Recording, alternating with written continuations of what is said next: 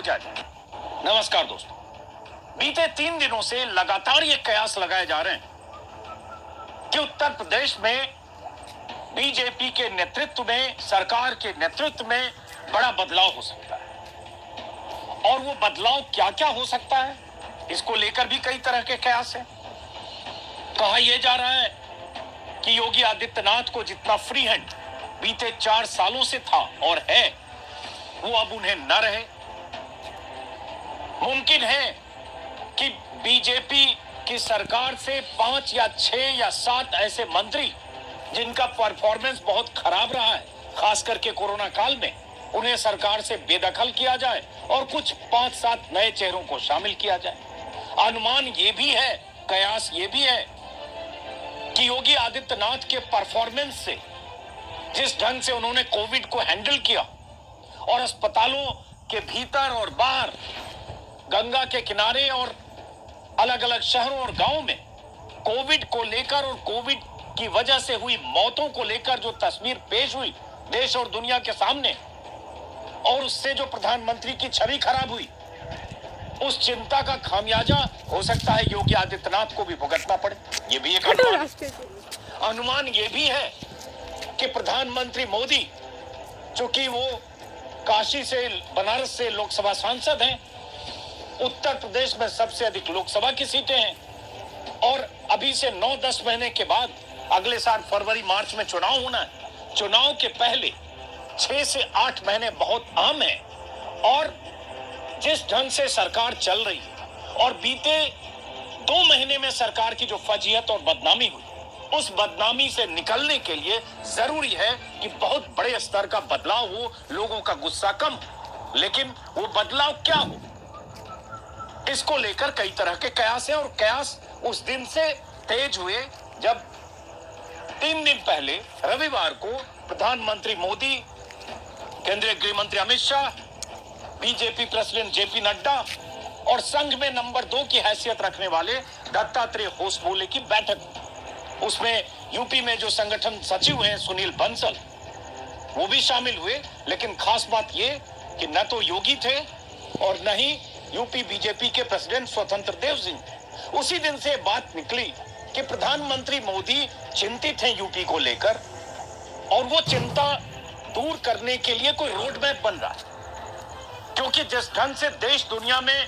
उत्तर प्रदेश की छवि गई, और उत्तर प्रदेश बहुत अहम है जिसका जिक्र मैंने किया, और चुनाव भी है, चूंकि 8 महीने बाद, 9 महीने बाद चुनाव है, 10 महीने बाद।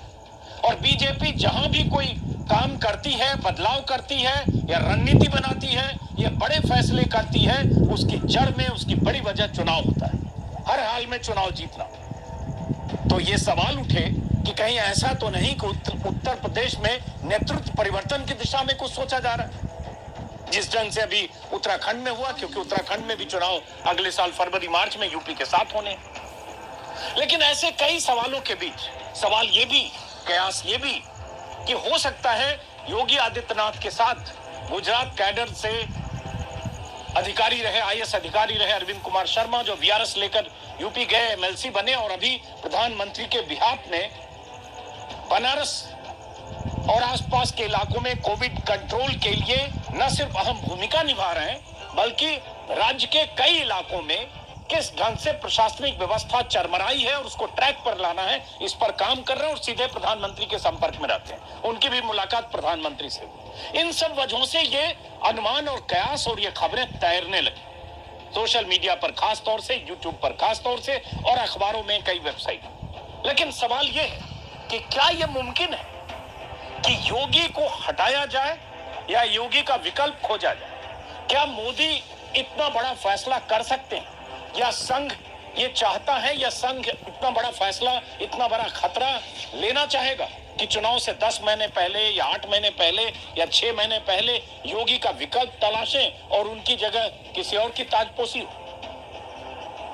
इस सवाल का जवाब तलाशने के लिए योगी की हैसियत और अहमियत भी समझनी होगी, बीजेपी के पैमाने पर, संघ के पैमाने पर, और जिस ढंग की रणनीति, जिस ढंग की राजनीति करके बीजेपी वोट हासिल करती है, और वोट हासिल करने के लिए चुनाव के पहले जिस तरह की राजनीति और जिस तरह का ध्रुवीकरण करती है, उसको समझते हुए अगर आकलन करेंगे तो लगेगा ये नामुमकिन है, क्योंकि चुनाव के पहले 8 महीने 6 महीने पहले बीजेपी इतना बड़ा रिस्क नहीं लेगी कि योगी आदित्यनाथ को रिप्लेस किसी से किया जाए। और किससे किया जाए वो तो बाद की बात है, चेहरे आपके सामने।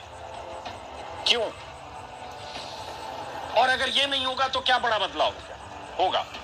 बड़ा बदलाव ये कि योगी के आसपास अभी टीम 11 है, उनके अधिकारियों के साथ उनकी मीटिंग होती है और उसके जरिए उत्तर प्रदेश में वो अपनी सत्ता संभालते हैं। हालांकि जब बहुत फजीयत हुई, जब बहुत लाशों के तैरने की खबरें या अस्पतालों के भीतर या बाहर दम तोड़ने की खबरें, ऑक्सीजन सिलेंडर के बिना मौतों की खबरें, और तो और बीजेपी के करीब दर्जन भर सांसद और विधायकों ने जब अपनी बात मोदी और अमित शाह तक पहुंचाई, सार्वजनिक तौर पर चिट्ठियां लिखी, सरकार के तौर तरीके और प्रशासनिक स्तर पर जिस ढंग से कोविड को हैंडल किया गया उसको लेकर तीव्र विरोध जताया, तब ये बेचैनी ऊपर हुई कि कुछ तो गड़बड़ है।